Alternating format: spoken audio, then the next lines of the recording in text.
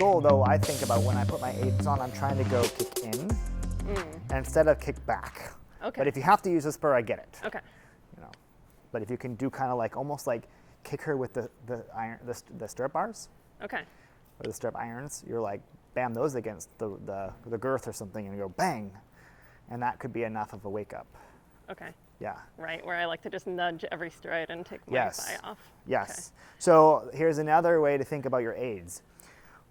I like to think about them being like a 1 to a 10. 1 is the lightest touch I can do on their sides, and a 10 is the strongest kick that I can do. You know they can feel a 1. They can feel a fly touch them. They're like, oh, I can feel that 1, no problem. But they don't always listen to it. Also because we kind of teach them to not listen to a light 1. It's like, oh, now we finally mean it, kick. So I want to think about, I put my aid at a 1 or 2 on, super light. If they don't respond, depending on the horse, I'm going to get as close to a 10 as I can and stay safe on it, right? And then immediately you go forward, and then immediately you come back and do it again from a light aid. Okay.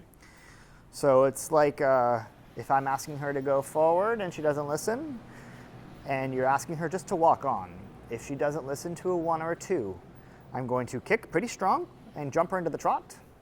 And then 2 or 3 steps into it, go, let's walk, and let's try that again. Because I never want to keep going forward on a big aid. Okay.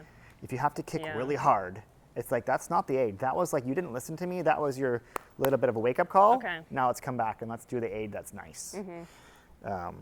It's too easy to kick hard and keep going. And then that's what they think their aid is. Like, you have to be that strong. Good. So I also think when I put my aid on, I said walk.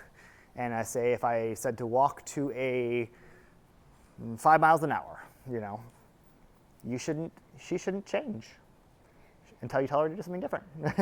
But if you tell her to do something different with your body, then it's going to stop her. Okay. Or speed her up, depending on how you rev yourself up. If you like decide to become a sack of potatoes and you kick, and then trying to frame yourself, you know, or you know, you kick, boom, and you got heavy. In essence, you said stop and go, right? So, or it's like a lot of times you're like, oh, they went forward finally, and then you stop and relax, and then you're like, oh shoot, you just told them to stop again. So it's like I keep my fire on inside of me, like my bear down is like, I like a little furnace inside of me, and I'm going, I mean to go forward still, and I think it. You should start be listening to me. Now, I want you to get ready for a trot rising, and nothing super big and fast yet. It's just you pick her up, you bear down, you pick up your readiness, and go, and let's trot. If she doesn't listen to a softer aid, you go forward. Like, that looked pretty soft to me. Good. Well done.